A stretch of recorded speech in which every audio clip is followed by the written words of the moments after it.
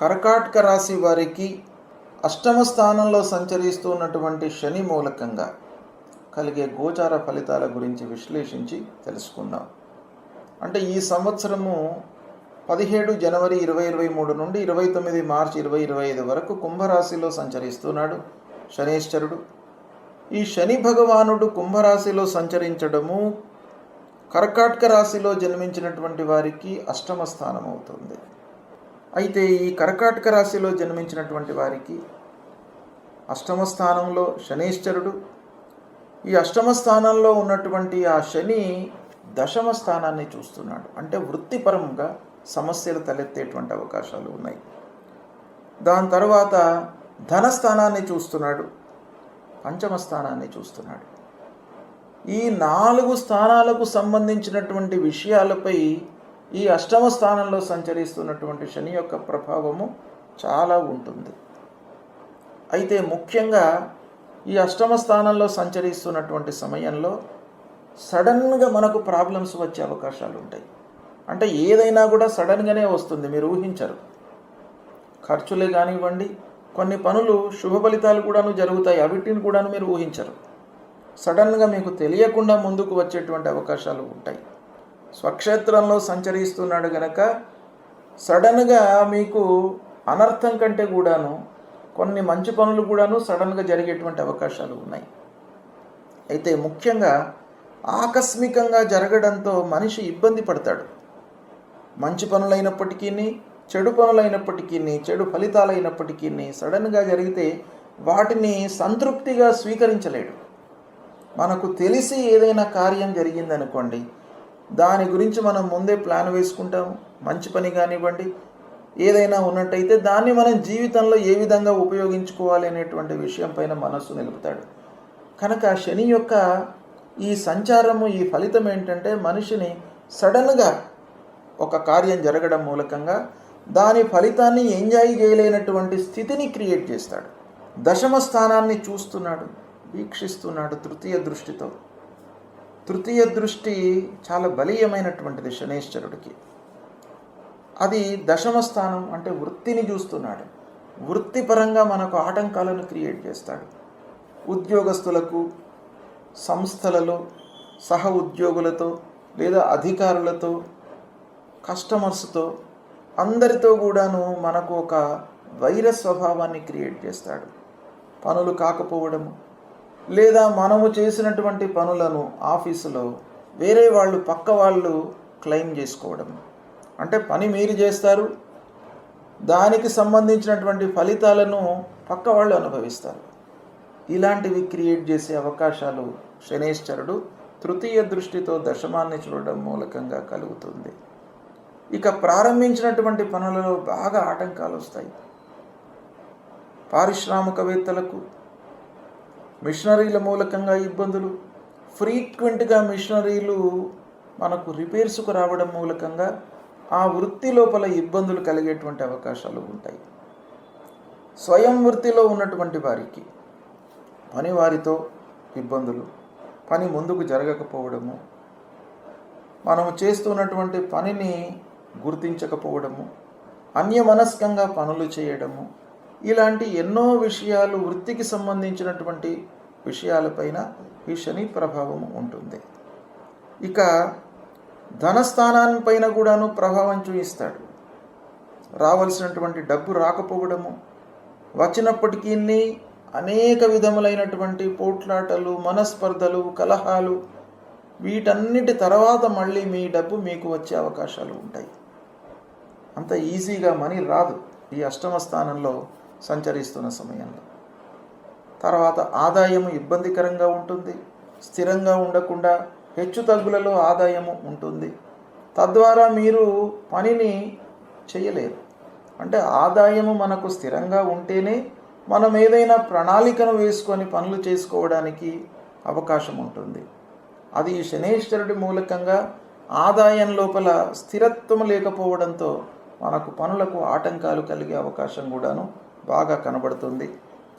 ఇక విద్యార్థులు, అంటే ఈ కర్కాటక రాశిలో జన్మించినటువంటి విద్యార్థులకు కూడాను కొన్ని ఇబ్బందులు, ఉంటాయి.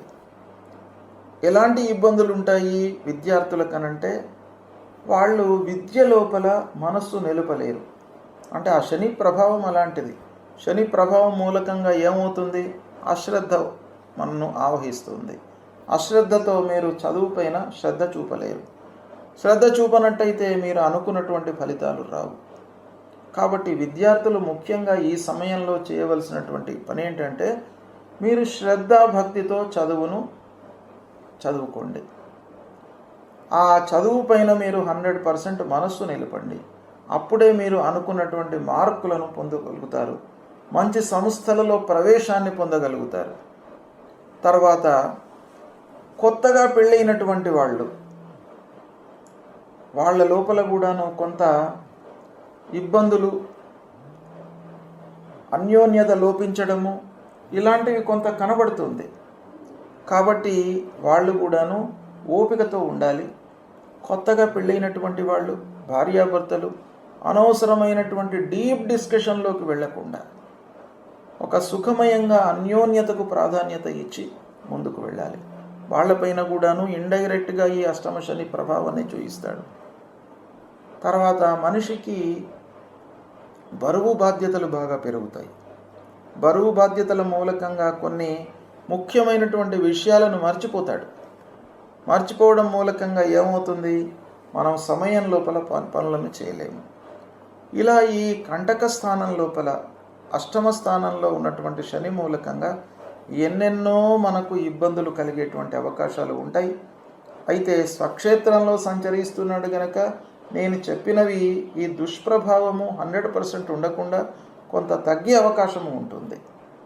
ఇక ఈ కర్కాటక రాశిలో జన్మించినటువంటి వారు జన్మ సమయంలో ఒకవేళ శనేశ్వరుడు మంచి స్థానంలో ఉన్నట్టయితే, మంచి స్థానంలో అంటే ఉచ్చ స్థానంలో ఉండడము, మిత్రక్షేత్రంలో ఉండడము, మూల త్రికోణంలో ఉండడము, లేదా నైసర్గిక శుభగ్రహముల యొక్క దృష్టిని కలిగి ఉండడము, ఇలాంటివి ఉన్నట్టయితే ఈ అష్టమ శని ప్రభావము చాలా వరకు తగ్గుతుంది. 90% తగ్గుతుంది. కాబట్టి కేవలము ఈ కంటక స్థానంలో అష్టమ స్థానంలో ఉన్నాడు అనేటువంటి భయానికి మీరు గురి కాకుండా, మీరు జన్మించినటువంటి సమయాన్ని, అప్పుడు ఉన్నటువంటి గ్రహస్థితిని కూడాను దీనికి అన్వయించుకొని ఆ రెండిటి కోరిలేషన్ మూలకంగా ఎలాంటి ఫలితం ఉంటుందో చూసుకొని అప్పుడు ఏదైనా మనకు ఇబ్బందికరంగా ఉన్నట్టయితే దానికి సరిపడా మీరు పరిహారాలు చేసుకోవడము మంచిది. అయితే ఈ గోచార రీత్యా మనము ఆలోచించినప్పుడు కర్కాటక రాశి వారికి ఇలాంటి ఫలితాలు ఉన్నాయి కనుక 3 మార్గాలను మనము అన్వేషించాలి. మనిషి ఈ దుష్ప్రభావాల నుండి దూరం కావడానికి ఒకటి, మీరు ప్రయత్నాలు చేయాలి. మానవ ప్రయత్నం ఒకటి, రెండవది పరిహారము, మూడవది భగవంతుడి యొక్క అనుగ్రహము. కాబట్టి ఈ మూడింటిని మీరు ఎప్పుడు కూడా ఇగ్నోర్ చేయకూడదు. ఆ శని ఏ స్థానంలోనైనా ఉండనివ్వండి, ఏలినాడు శని కానివ్వండి, అష్టమ శని కానివ్వండి, అర్ధాష్టమ శని కానివ్వండి, ఏ శని అయినప్పటికీ మిమ్మల్ని ఇబ్బంది పెట్టడు. ఎప్పుడు మీరు 100% ఎఫర్ట్స్ పెట్టి మానవ ప్రయత్నాన్ని మీరు సంపూర్ణంగా అమలు చేసినట్టయితే ఆ శని ప్రభావం తగ్గుతుంది. కాబట్టి మీరు తప్పకుండా ప్రయత్నంలో ఉండండి. ఏ కార్యక్రమంలో అయినా కూడాను కొన్నిసార్లు మనకు ఆ శని మూలకంగా సక్సెస్ రేట్ తగ్గుతుంది. అయినంత మాత్రాన భయపడవలసినటువంటి అవసరం లేదు. మీరు నిరంతరము కంటిన్యూస్గా ప్రయత్నం చేస్తూనే ఉండండి. ఒకసారి ఫెయిల్ అయినంత మాత్రాన ఎప్పుడూ ఫెయిల్ అవుతాము అనేటువంటిది లేదు. రెండవసారి మీరు జీవితంలో సక్సెస్ కావచ్చును. అలాంటి ప్రభావం శని మనకు చూయిస్తాడు. ఏంటంటే శాస్త్రం ఏం చెప్తుంది? ఒకసారి మనము ఫెయిల్ అయ్యాము, రెండోసారి కూడా ఫెయిల్ అయ్యాము అనుకోండి, అయినా మనం ప్రయత్నం కంటిన్యూస్గానే చేస్తున్నాము, మూడోసారి సక్సెస్ అయినాము అని అంటే అప్పుడు మూడోసారి మనం పెట్టినటువంటి ఎఫర్ట్స్ మూలకంగానే మూడోసారి సక్సెస్ అయినాము అనేటువంటిది కాకుండా ఈ 1-2 పర్యాయాలు కూడాను మనం చేసినటువంటి ప్రయత్నం కూడాను దీనికి జోడవుతుంది. కాబట్టి కంటిన్యూస్గా ప్రయత్నం చేయడం అనేది చాలా ముఖ్యమైనటువంటి విషయం. అది చేసినట్టయితే ఈ కంటక శని మూలకంగా, అష్టమ శని మూలకంగా కలిగేటువంటి దుష్ప్రభావం దూరం అవుతుంది. రెండవది, పరిహారం ఏం చేసుకోవాలి? అష్టమ స్థానంలో ఉన్నప్పుడు ముఖ్యంగా శనివారము తైలాభ్యంగ స్నానం చేయండి. అంటే నూనె పెట్టుకొని తల స్నానం చేయండి. తల స్నానం చేసి నవగ్రహ దేవాలయానికి వెళ్ళండి. అక్కడ శనీశ్వరుడి యొక్క విగ్రహానికి నువ్వుల నూనెతో అభిషేకం చేయండి. చేసిన తర్వాత తిలాన్నము అంటే అన్నం లోపల కొంత నువ్వులను కలిపి ఆ శనీశ్వరుడికి నివేదన చేయండి. తర్వాత నల్లటి నువ్వులు, నల్లటి వస్త్రము, ఒక ఇనుప ముక్క, ఇవి మూటగట్టి ఒక బీదలకు కానివ్వండి, అక్కడ ఉన్నటువంటి పూజారికి కానివ్వండి, ఎవరికైనా కూడాను దానం ఇవ్వండి. తర్వాత శనీశ్వరుడికి సంబంధించినటువంటి దశనామాలు మీరు చదువుకోండి. శనికి శాస్త్రంలో చెప్పబడినటువంటి శ్లోకాన్ని కూడాను మీరు ప్రతినిత్యం కూడాను చదువుకున్నట్టయితే నీలాంజన సమాభాసం రవిపుత్రం యమాగ్రజం ఛాయా మార్తాండ సంభూతం తం నమామి శనీశ్వరం, ఈ మూలమంత్రాన్ని ప్రతినిత్యం కూడాను చదువుకోండి. ఆ శని భగవానుడి యొక్క అనుగ్రహం లభిస్తుంది. తర్వాత శివాలయానికి వెళ్ళండి, శివారాధన చేయండి. శివారాధన మూలకంగా మీకు సడన్ ప్రాబ్లమ్స్ రాకుండా ఉంటాయి. కాబట్టి ఆ శివాలయానికి వెళ్ళి ఆ భగవంతుడి పైన కేవలం మనం నీళ్లు పోయడం మూలకంగానే అభిషేక ప్రియో శివ అంటే 3 మనకేంటంటే ఆరోగ్యం కొరకు సూర్యుడిని నమస్కారం చేసుకోవాలి. ఆరోగ్యాన్ని ఇచ్చేటువంటి భగవంతుడు సూర్యుడు, ఆరోగ్యప్రదాత. ఆరోగ్యప్రదాతకు మనం చేయవలసిందేంటి? కేవలం నమస్కారమే. సూర్యుడికి కేవలం నమస్కారం చేస్తేనే సూర్యుడు మనను అనుగ్రహిస్తాడు. ఇక శంకరుడు మనకు ఆరోగ్యాన్ని, ఐశ్వర్యాన్ని, తర్వాత అపమృత్యు దోషాలను, వీటన్నిటినీ కూడాను నివారిస్తాడు. కాబట్టి ఆ శంకరుడికి మనం చేయవలసింది ఏంటయ్యానంటే హరహర అంటూ కేవలం నీళ్లు పోసినట్టయితేనే ఆ భగవంతుడు మిమ్మల్ని అనుగ్రహిస్తాడు. ఇది పెద్దగా ఖర్చుతో కూడుకున్నటువంటి పని కాదు. ఈ 2 మనకు చాలా ముఖ్యమైనటువంటి జీవితంలో. 1 ఆరోగ్యము, 2 ఆయుష్, అపమృత్యు దోషము, ఐశ్వర్యము, ఇవి కలగడము. కాబట్టి ఈ శివుడు మనకు కేవలం అభిషేకంతోనే ఇవన్నీ ఇస్తాడు. సూర్యుడు నమస్కారంతో ఇస్తాడు. కాబట్టి ఇవి మీరు ఆచరించండి. తర్వాత విష్ణు భగవానుడు, శ్రీమన్నారాయణుడు కూడాను మనకేంటంటే మనిషి సుఖంగా ఉండడానికి ప్రదాత. అంటే సుఖమయమైనటువంటి జీవితము, మనకు జీవనము ఆ శ్రీమన్నారాయణుడు విష్ణుమూర్తి మూలకంగా లభిస్తుంది. కాబట్టి ప్రతినిత్యం కూడాను మీరు విష్ణువుకు సంబంధించినటువంటి ఒక స్తోత్రం చేసుకోండి. ఏంటది? వనమాలి గది శారంగి శంకి చక్రీ చ నందకి శ్రీమాన్ నారాయణోర్ విష్ణు వాసుదేవోభిరక్షతు. ఇది విష్ణు సహస్రనామాల లోపల చివరి శ్లోకం. దీన్ని ప్రతినిత్యం కూడాను చదివి మీరు చేసేటువంటి కార్యకలాపాలకు వెళ్ళినట్టయితే అన్ని విధాలుగా నారాయణుడు మిమ్మల్ని రక్షిస్తాడు. ఈ గ్రహాలు ఎలా ఉన్నప్పటికీ భగవంతుడి అనుగ్రహం మనకు చాలా ముఖ్యం గనక ఈ నేను చెప్పినటువంటి పరిహారాలను ఆచరించండి. ఆచరించినట్టయితే మీకు శుభ పరిణామాలు, సుఖమయమైనటువంటి జీవితము లభిస్తుంది. ముఖ్యంగా శనీశ్వరుడు 2.5 సంవత్సరాలు ఒక రాశిలో సరాసరిగా సంచరిస్తూ ఉంటాడు. కనుక శని యొక్క ప్రభావము మానవుడి పైన చాలా ఉంటుంది. ఎందుకంటే ఎక్కువ రోజులు ఒక రాశిలో ఉంటాడు కాబట్టి ఆ శని భగవానుడి యొక్క సంచారము రాశులపైన చాలా ఉంటుంది. అయితే ముఖ్యంగా శని అనగానే ఏలినాటి శని, 7.5 సంవత్సరాలు శని ఉండడం అనేటువంటిది ప్రధానంగా ప్రహతంగా అందరి మనస్సుల లోపల మెదులుతూ ఉన్నటువంటి అంశం. ఏంటంటే ఏలినాటి శని అంటే ఏంటి? 12 జన్మ ద్వితీయ స్థానాలలో వరుసగా శనీశ్వరుడు సంచరిస్తూ ఉంటాడు.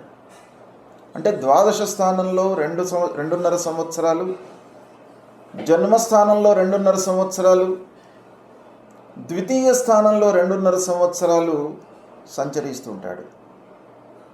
ఇవి వరుసగా ద్వాదశ జన్మ ద్వితీయ స్థానాలు ప్రతికూలమైనటువంటి ఫలితాన్ని ఇచ్చేటువంటి స్థానాలు. ఈ స్థానాలలో 2.5 సంవత్సరాలు, 2.5 సంవత్సరాలు, 2.5 సంవత్సరాలు కలిపి 7.5 సంవత్సరాలు శనైశ్చరుడు కంటిన్యూస్గా మనకు దుష్ప్రభావాన్ని చూపిస్తాడు కనుక ఈ 7.5 సంవత్సరాల శనిని ఏలినాటి శని అని మనము పిలుస్తూ ఉంటాము. 7.5 శని అని కూడాను అంటూ ఉంటాము. ఈ శనైశ్చరుడి యొక్క సంచారము మనకు ఈ ద్వాదశ రాశులలో జన్మించినటువంటి వారికి ఏ విధంగా ఉంది అనేటువంటి విషయాన్ని మనము తెలుసుకునే ముందు ఈ ప్రస్తుతము శనైశ్చరుడు ఏ విధంగా సంచరిస్తున్నాడు, ఎప్పటి నుండి ప్రారంభమైనాడు, ఎప్పటి వరకు ఉంటున్నాడు. ప్రస్తుతము అంటే గత సంవత్సరము 17 జనవరి 2023 రోజున స్వక్షేత్రమైనటువంటి కుంభరాశిలోకి ప్రవేశించినాడు. అక్కడి నుండి 2.5 సంవత్సరాలు కుంభరాశిలో సంచరిస్తూ ఉంటాడు. అంటే 29 మార్చి 2025 వరకు కూడాను కుంభరాశిలో సంచరిస్తున్నాడు. ఈ కుంభరాశిలో సంచరించడము, స్వక్షేత్రంలో సంచరిస్తున్నాడు కనుక కొంతవరకు శని యొక్క ప్రభావము తగ్గే అవకాశము ఉంటుంది. అయితే ఏ రాశుల వారికి ఈ కుంభరాశిలో సంచరిస్తున్నటువంటి శని యొక్క ప్రభావము ఎక్కువగా ఉంటుంది అనేటువంటి విషయంపై మనం మనసు నిలుపుదాం. ముఖ్యంగా మీనరాశి వారికి ద్వాదశ స్థానం అవుతుంది కుంభరాశిలో సంచరించడము. మీనం నుండి మనం లెక్కించినట్టయితే ద్వాదశ స్థానంలో శనైశ్చరుడు సంచరిస్తున్నాడు ప్రస్తుతం. అంటే గత సంవత్సరము 17/1/2023 నుండి వచ్చే సంవత్సరం 29 మార్చి 2025 వరకు కూడాను కుంభరాశిలో ఉంటున్నాడు కనుక మీనరాశి జాతకులకి ద్వాదశ స్థానం అవుతుంది. ఇది ఏలినాటి శని యొక్క ప్రారంభ దశ. తర్వాత కుంభరాశి జాతకులకి జన్మస్థానం అవుతుంది. కుంభరాశిలో జన్మించినటువంటి వారికి జన్మస్థానంలో శని సంచరిస్తూ ఉంటాడు. ఇది కూడాను ప్రతికూలమైనటువంటి సంచారం. ఇది ఏలినాటి శని యొక్క 2వ దశ. ఇక మకర రాశిలో జన్మించినటువంటి వారికి ద్వితీయ స్థానం అవుతుంది, అంటే ధనస్థానం అవుతుంది. ఈ ధనస్థానంలో సంచరించడము 3వ దశ. ఈ విధంగా ప్రథమ, ద్వితీయ, తృతీయ దశల లోపల కలిపి 7.5 సంవత్సరాలు ఈ రాశులలో జన్మించినటువంటి వారికి ప్రధానంగా ప్రతికూల ఫలితాలను ఈ శనైశ్వరుడు ఇస్తూ ఉంటాడు. అంటే మీనరాశి, కుంభరాశి, మకర రాశిలో జన్మించినటువంటి వారికి వరుసగా ద్వాదశ జన్మ ద్వితీయ స్థానాలలో సంచరిస్తున్నాడు. ద్వాదశ జన్మ ద్వితీయ స్థానాలలో సంచరించడాన్ని మనం ఏమంటాం? ఏలినాటి శని అని అంటాం, 7.5 శని అంటాం. అంటే ఈ 3 స్థానాలలో సంచరించడాన్ని కలుపుకున్నట్టయితే 7.5 సంవత్సరాలు అవుతుంది కనుక దీన్ని 7.5 శని అని అనడము ప్రహతంగా మనకు ఉంది. అంతేకాకుండా ఈ ద్వాదశ జన్మ ద్వితీయ స్థానాలే కాకుండా శని ముఖ్యంగా అష్టమ స్థానంలో సంచరిస్తున్న సమయం లోపల కూడాను మనకు ప్రతికూలమైనటువంటి ఫలితాలు ఇస్తాడు. అర్ధాష్టమ స్థానము అంటే చతుర్థ స్థానము, దీన్ని కంటక స్థానము అని అంటారు. ఈ స్థానంలో సంచరిస్తున్నటువంటి సమయం లోపల కూడాను ప్రతికూలమైనటువంటి ఫలితాలను ఇస్తూ ఉంటాడు. అంటే ప్రస్తుతము కుంభరాశిలో సంచరిస్తున్నాడు కనుక కర్కాటక రాశిలో జన్మించినటువంటి వారికి అష్టమ స్థానము అవుతుంది. ఏది? కుంభరాశి, కర్కాటక రాశి జాతకులకు అష్టమ స్థానం అవుతుంది. అంటే అష్టమ స్థానంలో సంచరించడము ప్రతికూలం కనుక కర్కాటక రాశి వారికి అష్టమ స్థానంలో సంచరిస్తున్నాడు. అదేవిధంగా వృశ్చిక రాశి జాతకులకు, వృశ్చిక రాశిలో జన్మించినటువంటి వారికి అర్ధాష్టమ స్థానం. అంటే 4వ స్థానంలో సంచరిస్తున్నాడు. ఈ విధంగా కలిపి మొత్తము ఈ కుంభరాశిలో సంచరిస్తున్నటువంటి సమయంలో ప్రధానంగా మీనరాశి జాతకులకు, కుంభరాశిలో జన్మించినటువంటి వారికి, మకర రాశిలో జన్మించినటువంటి వారికి, కర్కాటక రాశిలో జన్మించినటువంటి వారికి, వృశ్చిక రాశిలో జన్మించినటువంటి వారికి, అంటే ఈ 5 రాశులలో జన్మించినటువంటి వారికి శని యొక్క ప్రభావము ఎక్కువగా ఉంటుంది. అయితే ఏలినాటి శని అనగానే మనం భయపడవలసినటువంటి అవసరం లేదు.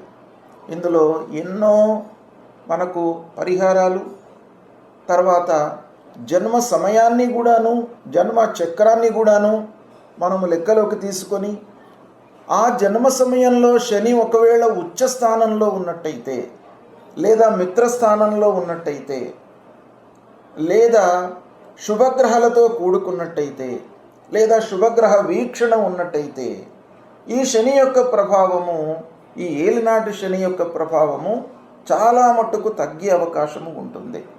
కనుక ఏకంగా ద్వాదశ జన్మ ద్వితీయ స్థానాలలో, అష్టమ స్థానంలో, అర్ధాష్టమ స్థానంలో సంచరిస్తూ ఉండడం మూలంగా మనం ఏమాత్రం కూడా భయపడవలసినటువంటి అవసరం లేదు. కానీ శని నైసర్గికంగా పాపగ్రహం గనుక శని యొక్క సంచారము ఎంతో కొంత మనిషి పైన ప్రభావాన్ని చూపిస్తుంది.